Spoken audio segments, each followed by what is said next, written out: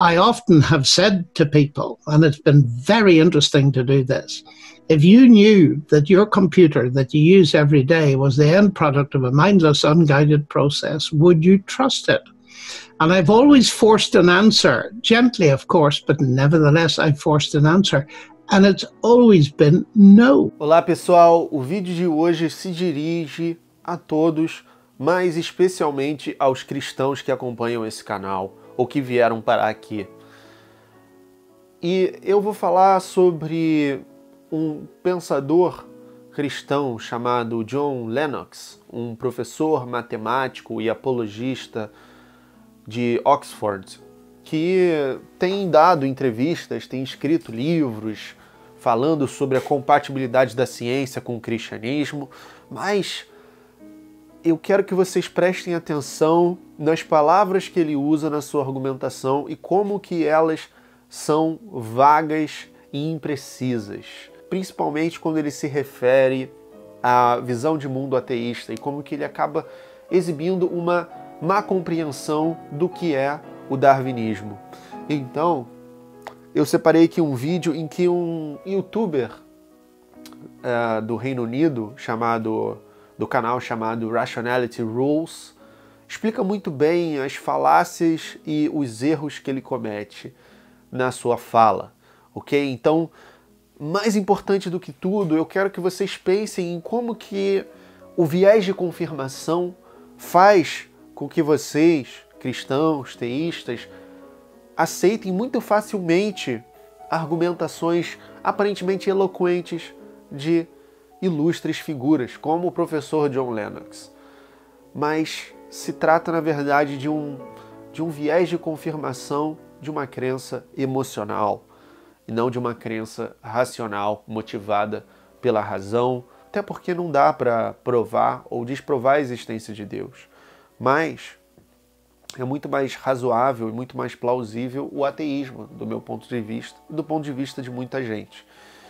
E, sobretudo, é mais plausível que não exista o Deus especificamente cristão, ainda que fosse existir algum Deus, envolver todos os problemas que a gente encontra de inconsistências, de falta de clareza teológica, de coisas antiéticas nas narrativas bíblicas, né?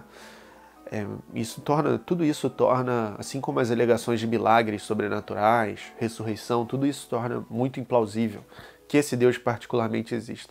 Tendo dito isso, vamos ao vídeo.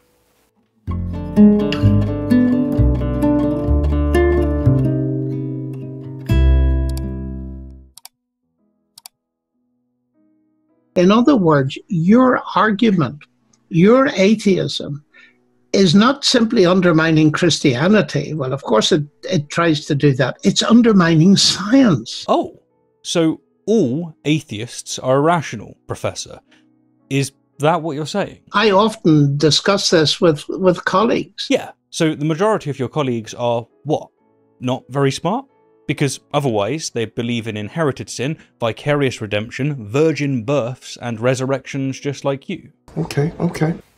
Esse cara que está dizendo que o ateísmo não é racional e que undermines science, ele, na verdade, está dizendo que acreditar em nascimento de mãe virgem, ressurreição, transformação das moléculas de água em moléculas de vinho é algo racional. In this riveting episode of Gotcha Atheists, John Lennox presents his piece De Resistance, a definitive proof that atheists undermine science, and thus the only rational option is to affirm theism, and preferably Christianity. Here's how John set the stage. How is it that a scientist with her mind looking at the universe can understand something and reduce it to mathematics? Now, I often discuss this with colleagues. And I say, look, you do science with what you call your brain if you don't believe in the mind. Tell me about the brain. And often they will say, well, the brain, in the end, is a product of a mindless, unguided process. Ok, olha só o que ele diz, né? Que você confia no seu cérebro, que é um processo burro, aleatório, mas não é isso que os ateus acreditam. E não é isso que a evolução diz. Não é um processo aleatório. Na verdade, é um processo muito criterioso.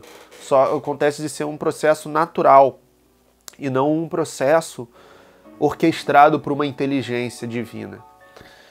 E aí, sem falar o ponto da mente, né? Porque ele já assume que todos os ateus negam a mente.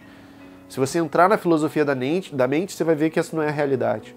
Você pode defender que existe a mente e não existe Deus, né? Que existe uma substância mental e não existe Deus. Tem ateus que defendem isso, agnósticos que defendem isso.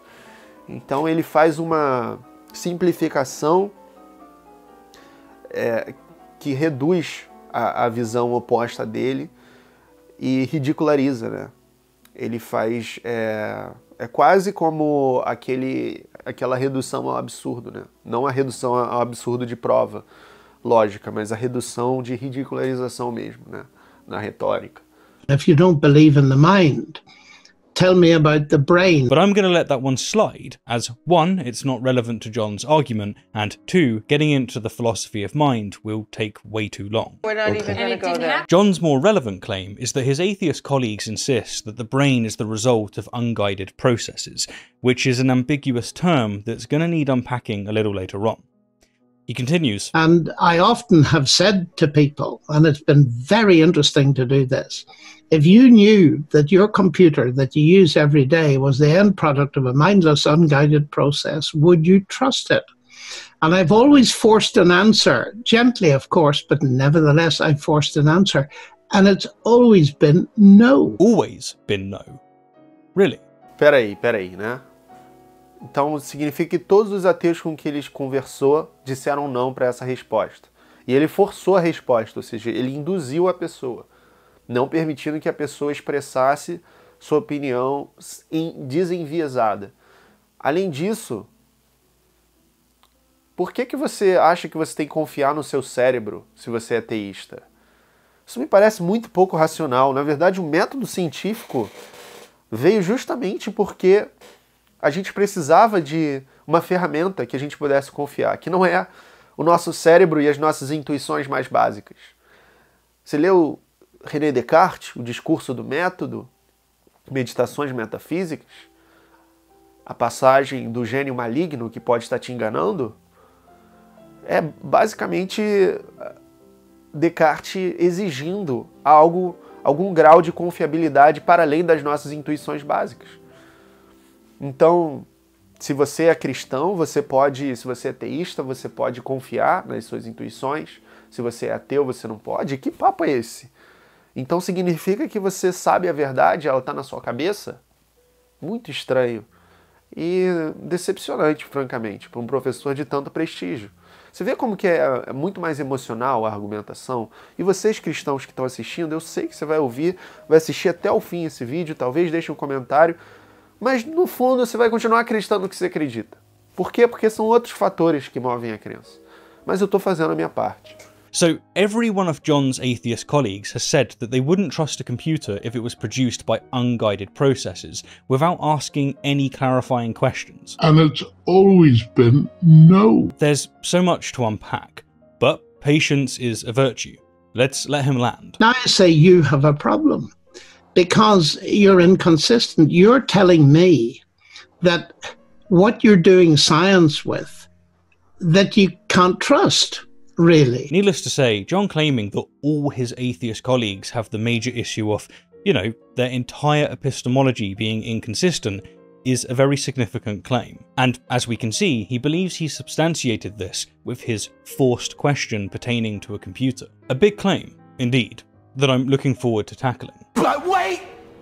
There's more! Now, I have a reason for trusting my mind, at least in part, because it is ultimately the product of the vast intelligence of a personal God. Então ele acha que ele só pode confiar na mente dele porque ele crê que é o produto da vasta inteligência de um Deus pessoal. Mas ele não tem prova nenhuma disso. Então é totalmente arbitrário. Existe lógica no raciocínio, mas é arbitrário, porque ele escolheu acreditar nisso, sem prova. Ele está fazendo o oposto do Descartes, que vai fundar o método científico, basicamente, vai contribuir para isso. E que era, eu vou duvidar das minhas intuições básicas do que na minha cabeça, porque pode ser um gênio maligno me enganando. E aí ele inicia o seu movimento filosófico que vai levar para o cogito e além, né? Vamos lá. As is the universe out there, and that's why the two match together.